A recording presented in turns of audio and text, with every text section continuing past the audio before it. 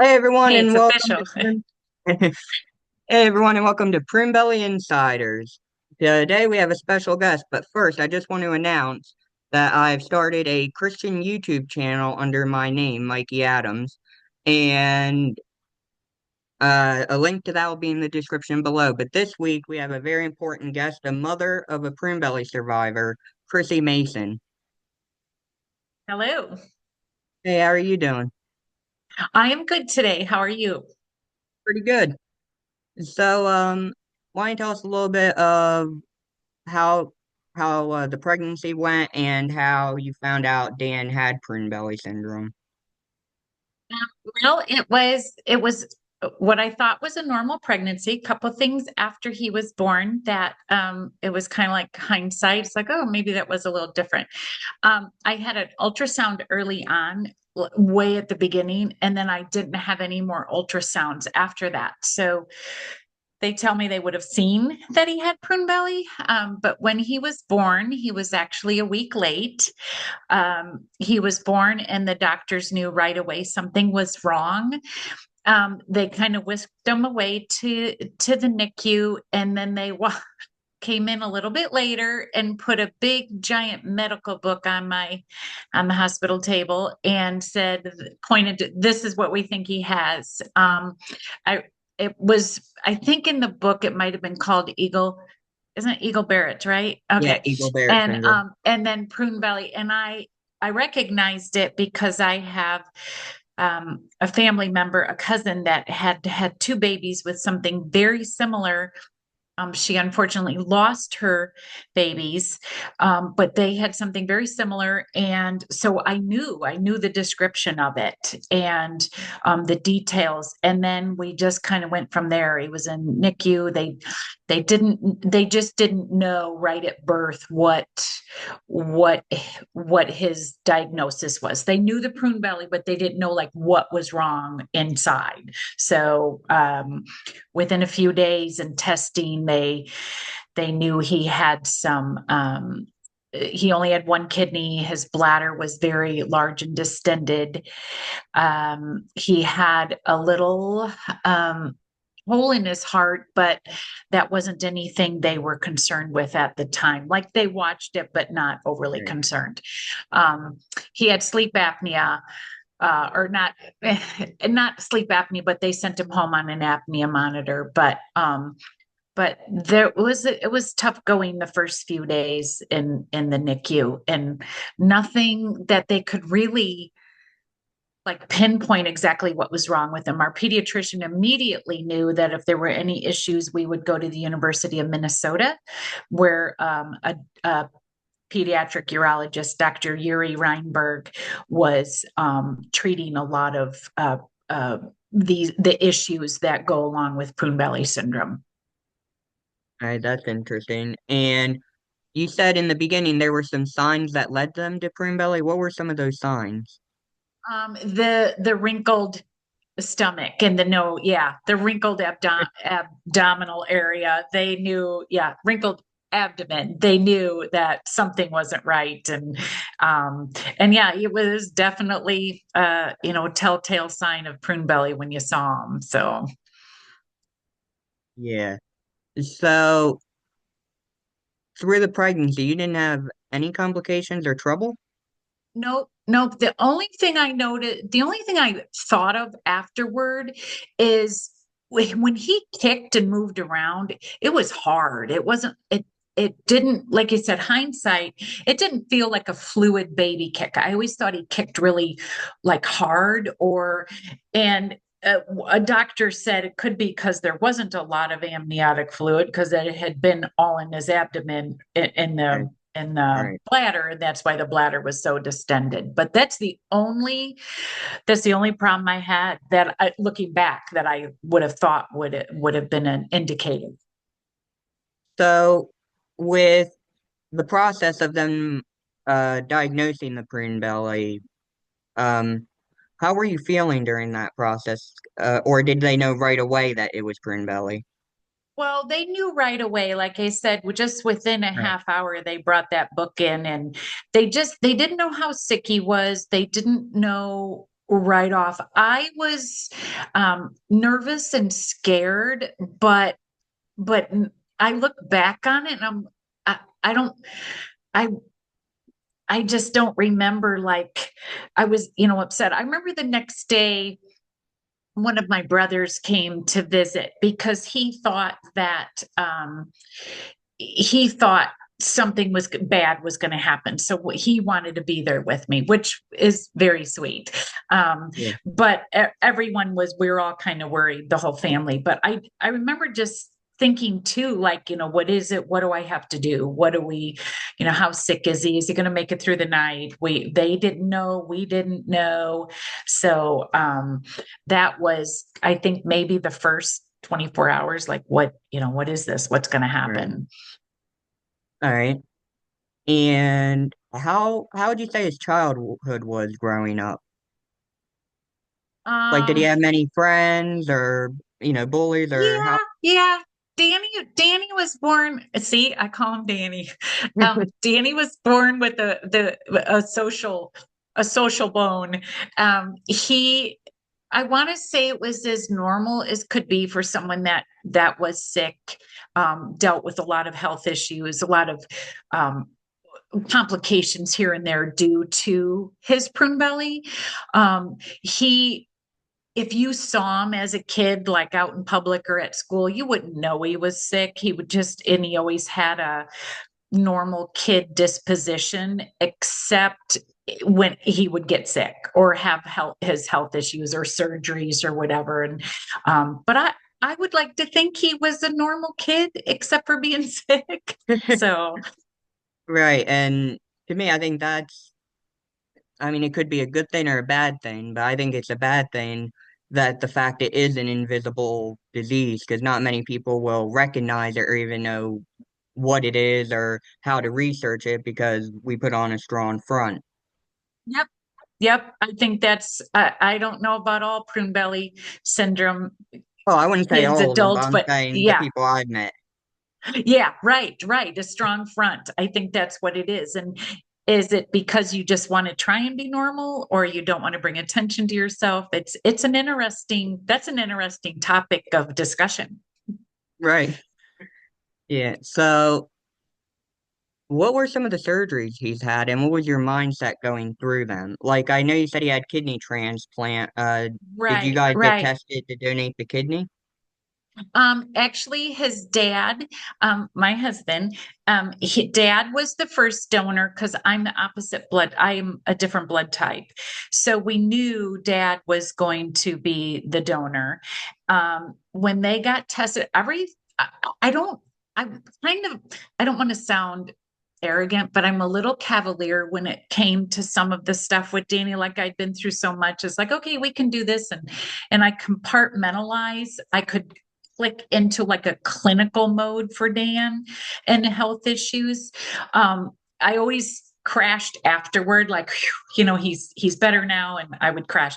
But going through the transplant wasn't so hard because I knew he'd feel better afterward. And my husband Greg, he recovered well, but Danny did so well after. I think we recorded or noted that he grew like 2.5 inches within 6 months after the transplant. I mean, he did very well. Some of the surgeries you asked, I actually wrote them down too. It was mostly when Danny was first born and we brought him home from the hospital. Within a couple weeks, he almost died from sepsis. We did not know that he had a UTI because his bladder didn't empty right. So that's the first time he almost died. That we almost lost him. But they performed a vesicectomy on him at 3 weeks, where they opened up the bladder to empty. Now, He was still. Oh, go ahead. now, when you said he had sepsis, what were some of your emotions going through this That or was having lost? probably, yeah, that was probably one of the hardest things I had to watch him go through because he was so tiny. It was his apnea monitor that went off that night, and we got him to the hospital. I just remember being so scared. I was young, so scared, and afraid of what was going to happen that night because here he's only 3 weeks old. I'm rushing him back to a hospital, a small hospital. um, I was actually we didn't even put him in his car seat. I held him, and I know that was wrong, but when you have a 3 week old that you think Right. you might lose, and I just kept massaging his belly and his chest to try and keep him with it. And the doctors got him they got him stabilized, but they called in for another hospital to come and get him. And it was foggy, so they couldn't fly. They had to drive in. And then they got him to a bigger, better hospital. So, but scary. I don't remember if I cried, but just being extremely worried for him. I don't even know how else to say it.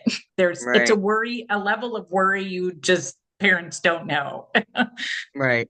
Now, for people who may not be familiar, can you go through what sepsis is?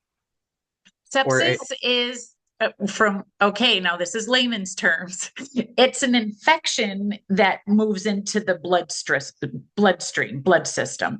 And it's just, I mean, anyone could get it even if they didn't have strep treated. But right. that's what happened is he got that sick that it went into his bloodstream. Yeah, I've actually had sepsis, I think it's Oh, 3 times now. okay. As young or adult? Adult actually, because Oh, wow. once I switched from children's hospital to adult, I was in so much pain it was starting to affect my heart that they had to put me on pain medications to control it. So, Oh, wow. and with my malabsorption, the only way I can absorb is either putting an IV in and doing it that way, or having it absorbed through the skin. So I had a PICC line in for a while that got infected 3 times. Oh I my ended up getting it gosh. removed. Can I ask you questions in this interview? Yeah, of course. Okay. So you have malabsorption, and that's where your stomach, intestines, or whatever are not absorbing the nutrition. Correct? Am I not, am I Certain wrong? medications. I've Oh, malabsorption with certain medications. Like I can't take any pain medication by mouth. it just doesn't work, or does it make you It sick? just it doesn't work. It does nothing. Well, that's Yeah. interesting. Yeah. So, how would you say your relationship with Danny is?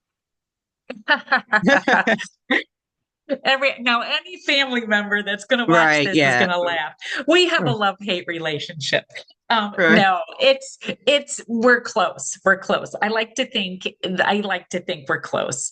I When he was younger, and I'm talking like little, I always said he wanted me but didn't want me or didn't want to need me. And it's just right, a little family joke all these years that, but when he was sick, he was loving and, needing me. And then when he was better, it was like, I don't need you anymore, mom. But I'd say we're close. We do see opposite side. We don't always see eye to eye about things, but he still calls me, so we're close. I right, just visited him this right, weekend with seeing the baby. So, but yeah, I'd say we're close. It, there's times I probably worried and wanted to hold him back a little bit more than he appreciated or right, wanted me to. And I know he always strove for independence so that I wasn't hovering over him. And I'd like to think I wasn't hovering too much, but still a mother worries. right, right. Uh, yeah, independence. I think that's a big thing with Prune Belly because growing up, you really don't have control over much, especially with your health. Right, So, right. So I you think, want that control. Yeah. right. So, with him growing up, who kind of took control over the medical care of him growing up? Was that you, your husband, or was it kind of a little Oh, bit of both? oh no, it was all me. It was all me. And it's just my husband is a gearhead like Danny. And so it was out of his realm. It was out of his wheelhouse. It was all my wheelhouse. And we're very together and supportive, treating Danny, but I was the one Right. that learned all the medical stuff. If Dad had to take him to the doctor because I couldn't go, I'm like, oh my gosh, is he going to remember to ask this? And That's so how my he mom only was. did. Yeah, it a few times he took them. Dan had one little surgery that I couldn't go to, and Greg took them. And I thought, oh my gosh, I'm not going to know what happened here. But they Danny was old enough too to be able to tell me what happened. So, but yeah, I was the caregiver. Do you have other children too? Like, does he have siblings? Yep, he has a sister, an older sister, and she lives in Charleston. She works for the South Carolina Historical Society. Um, and I'd say they're pretty close too. They talk a lot and have always. And she gave him the second kidney. The second Right. transplant came from sister. Yep. So, what would you say is the difference between raising a prune belly patient like Dan or raising a healthy, or I'm assuming healthy, Yeah. daughter like She's a healthy child like your daughter? um that's it. It's the for the obvious answer is, he just needed so much more medical care and attention. It's also hard to compare because it's a girl and a boy, Right. and that itself is so different. Right. Um, but it he needed me more. I needed to be more like on guard and on point as a mom Right. and medical caregiver for him. Um, a joke, and when she listens to this, I'm sure my daughter will get mad, but we always said Taryn could have lived on her own at like 12 years old. She was just um very mature and older than her age. So she and I are close. I would like to think our parenting and all that was relationship is the same as with Danny, but obviously I was with him more, whether in the hospital or caregiving or whatever, that I was more in tune to what he needed than for medical wise. So Right. Right. So you said that Dan had an extended bladder, which is, I assume, common with prune right. belly. At least I did. But um, has he had surgeries for the bladder? Yep. So he had the vesicostomy at a couple weeks, and they realized a few months later that that wasn't emptying his bladder well. So they did a ureterostomy where they put a hole in his back just above his kidney so that that ureter drained out the back. So we actually, when he was 5 months until, was it 5 months? Like, no, maybe 4 months until he was 11 months, he voided through a hole in his back, the vesicostomy, which the hole in his bladder, and then the normal way, but there wasn't much coming out that way. Um, and then when he was 11 months old, they did the bladder augmentation, the abdominoplasty, and that closed up the ureterostomy in the back and the vesicostomy in the front. So that was all closed up. And then the problem over time with that was they had used distended, stretched out bladder tissue to make, Right. no, ureter tissue to make the bladder, and um and that was already all stretched out, so it didn't have any, the bladder didn't contract or anything. So even though he had a good bladder, it ended up big, distended. And actually, Michael, correction, when he was born, his bladder was actually a little bit smaller because his blockage was before the bladder, and that's why that ureter was all stretched out. But then they Huh. made the bladder bigger using that ureter. And um, I've got to finish my so yeah, so that was that surgery, and then the Montfort procedure to tighten up his stomach, the abdomen. Right. And through some of these surgeries, did Dan have, in your opinion, did Dan have a hard time emotionally or mentally going through some of this? Or did he lean on you for certain things, or how did that work?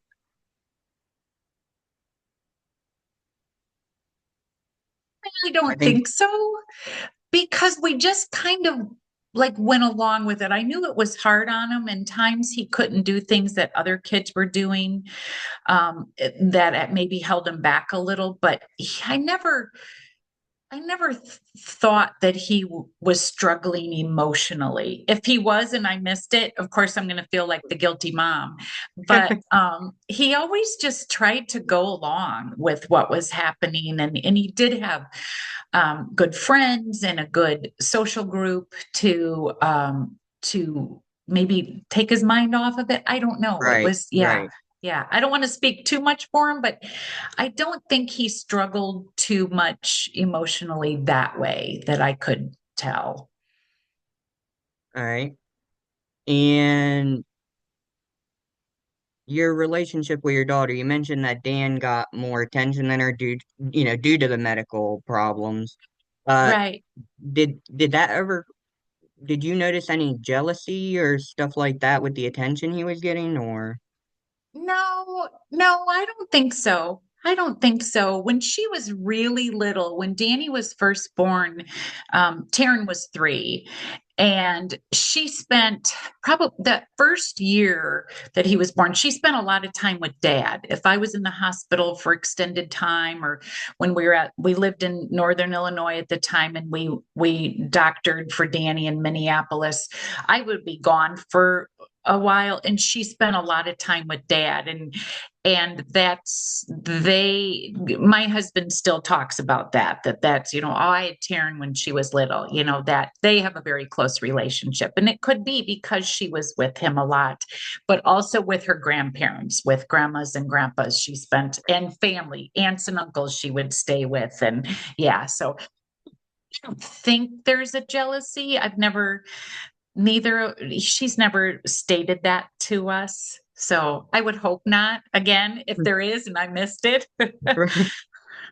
Um, so how, how did you emotionally get through some of these surgeries? Because obviously seeing your child go through some of this must be hard to watch. Yeah. It was very hard. It was my faith. Our faith got us through a lot, got me through a lot. When Danny was very little, very sick, he was just a few weeks old in the hospital. Like the first time we took him to the hospital after he had come home. Um, I I'm gonna try not to cry, but I was talking to my mom, and I'm very close to my mom, and she's very close to Danny too. And we had talked about, she said she was praying, and she said, I told the Lord, if he's going to take Danny, take him. Otherwise, he's got to let you have him.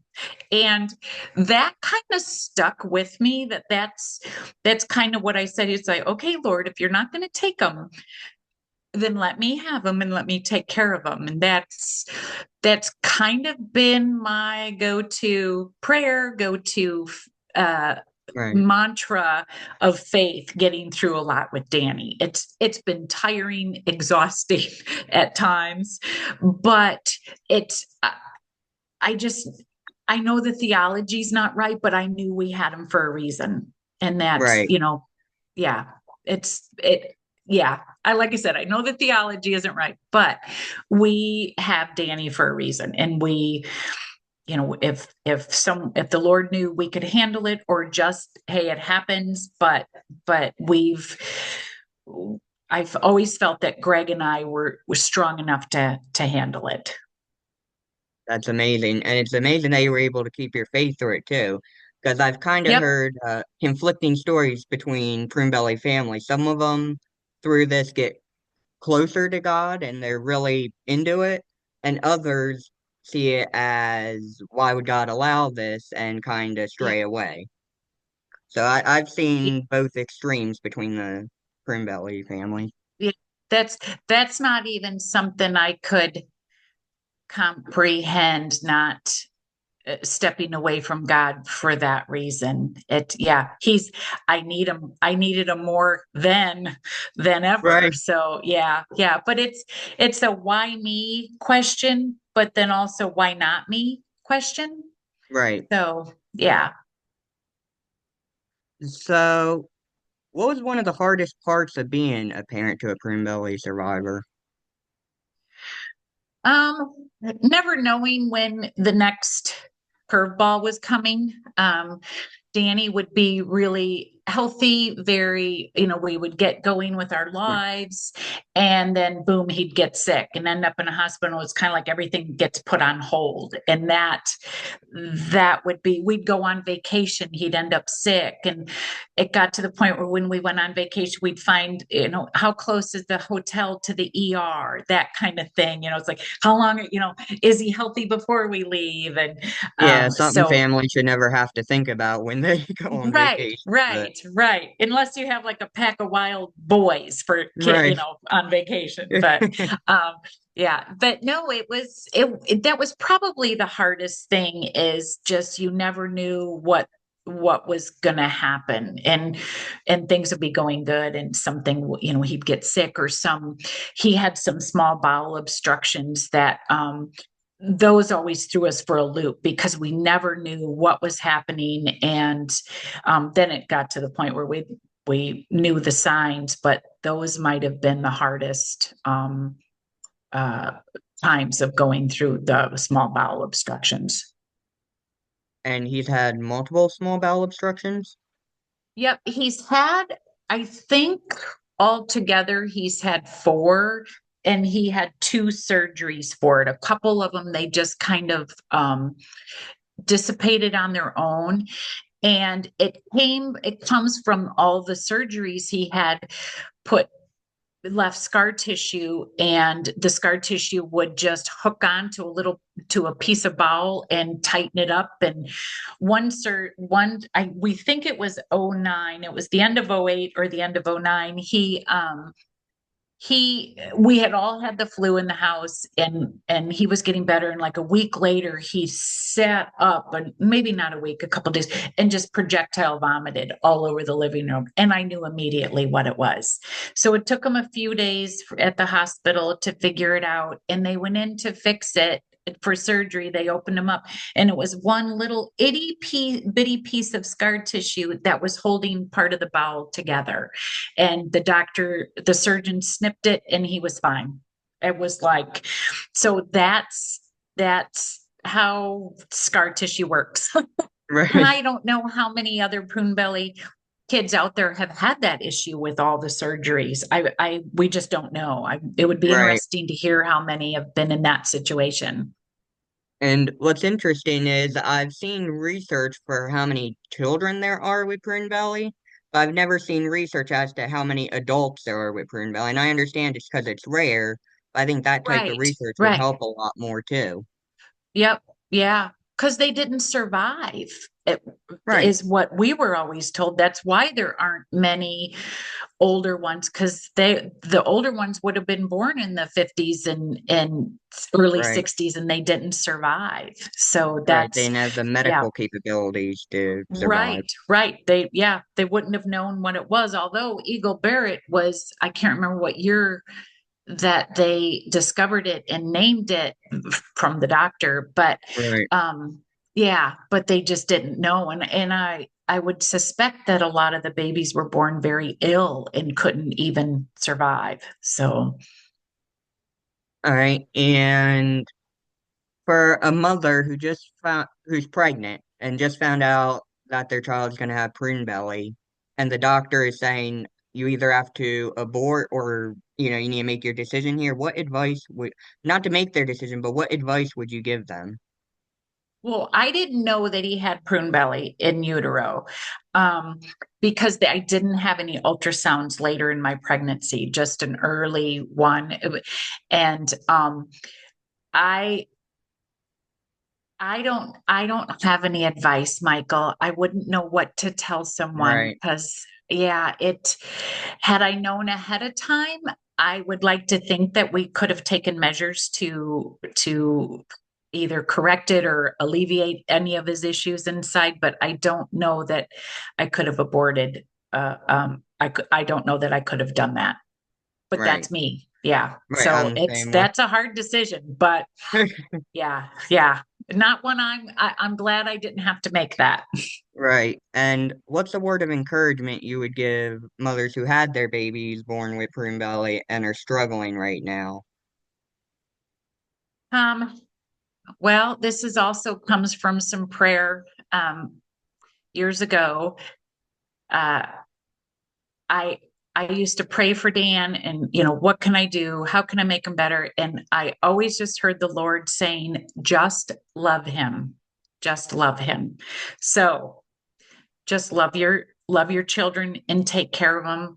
And another thing my husband says it all the time is mom knows best, and advocate for your children and what you know best. And I see the posts on the Prune Belly page, and I know a lot of moms out there have that same thought, is that Mhm. they advocate. We know our children best, and there's a lot of times I've had to stand up and really fight for things for Dan as an infant with doctors or surgeons or whatever. But my advice is just love them, and you know best. Mom knows best. Right. So you said Dan was social growing up. W- Just out of curiosity, I know it doesn't matter, but out of curiosity, what type of person was he? Was he more like the popular crowd or was he more like the laid back, go with the flow type thing? It's hard to answer. He was well known, and it is well known and well Right. liked. We could go anywhere in our town and everybody knew him, from kids to adults. And my husband would be like, how does he know that guy? Well, that's so and so's uncle, or that's so and so's brother, or whatever. He just knew everyone. We when he was little and went to the little school district town, we said that he was like the mayor of the town, because he just knew everybody. And Danny just, he likes people. He likes to talk. He likes to be around people, and just be with, just social, that social setting. He's definitely an extrovert. And I can't imagine where he gets it from. So, so what would you say is your favorite quality he has? uh, Never says anything bad about people. He always he always finds the good in someone. And um and I think everyone out there is just a friend he hasn't met yet. Right. So, what were some of your struggles raising Danny? um he was a boy. Upset. No, I'm teasing. Yeah.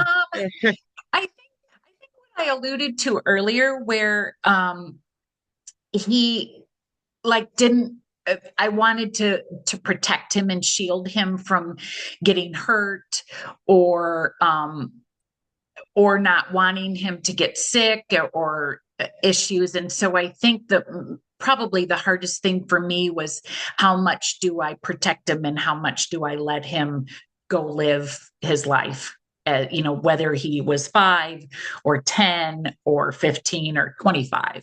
Yeah. Just protecting his health was probably my biggest struggle, is just trying to make sure he took care of himself. And especially if I couldn't be there. Right. So, I know he just had a baby, right? Yep. Yep. A little girl. So, did he ever, I'm trying to think how to word it. Did he ever talk to you about that type of, like, how he wanted to have kids or vice, you kind of understand? Like, I don't know how to word this question. Like, did he express wanting children over the Right. years? Yeah. And did Yeah, he and did he talk to you about some of his fears and stuff like that with it? we we would talk once in a great while as he got a little bit older, like maybe in his teens, early 20s, but it wasn't anything that he focused on until he met his wife. Then it became then it was he was a little more wondering what they would have to do to have a baby. Right. All right. And you said you're close to Dan. Would would he come to you with problems, or would he go more to his father with like bullying and problems like that? Would he go to you or Oh his no, father for you? he'd come to me. He'd come to me. He'd go to dad to work in the shop or learn how to do something on a car engine. But yeah, he'd come to me with that stuff. But I don't think there was a lot of bullying. Well, Again, I I didn't said mean just everyone bullying. I liked him. mean, Yeah, just yeah, any sort of yeah, issues. like Yeah, emotions and stuff like that. yeah, yeah. He'd come to me. He'd come to me. All right, that's good. Always good to have a mother you can talk to. Oh yeah, yeah. Yeah, he probably doesn't want to have to talk to me sometimes about things, but he would. Yeah. Yeah, because like with me, I'm close with my mother too, and I'm more or less like an open book with her about how I feel and Yeah. some of the struggles I Yeah. go through. So I was just Yep. curious if I was the same way. He does. Yeah, he comes to me or he'll just talk or vent or whatever. Yep. Right. All right. And I'm trying to think. So did did Dan's medical ever cause like trouble within your relationship with your husband at all? No, never, never. I look back on it. I thought about this the last couple days, and I know couples who go through this, it could affect their relationship, but it never, Dan's issues never caused a problem between us. I think we were such a united front and caring and caring for him and loving him, and that it never was an issue. Right. Yeah. Hmm. So I know you're probably not going to answer this because parents don't answer these types of questions, but Okay. do you have a favorite child? I do. I do. Oh. Yep. Both of them. I don't have a favorite. I know everybody says there's a favorite. And I recently saw on a TV show, This Is Us, where the mother said they said that one child was her favorite. And she said, he's not my favorite. He needed me more. And Right. yeah, yeah. Danny will say that Taryn's my favorite. Taryn will say Danny's my favorite. But it's all because, and he's not, I don't have a favorite, but Dan needed me more. So Right. yeah, yeah.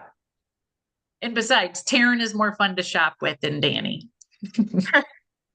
Yeah, I don't think many guys like shopping. No, no. So, I think we're getting ready to wrap up here. Is there anything else you'd like to say about either Dan's story or yours?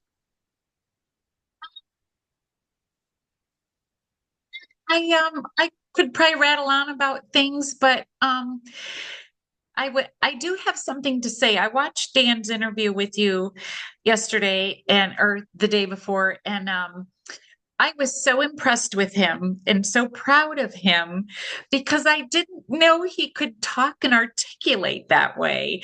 And I just watched it. I'm like, who is this guy?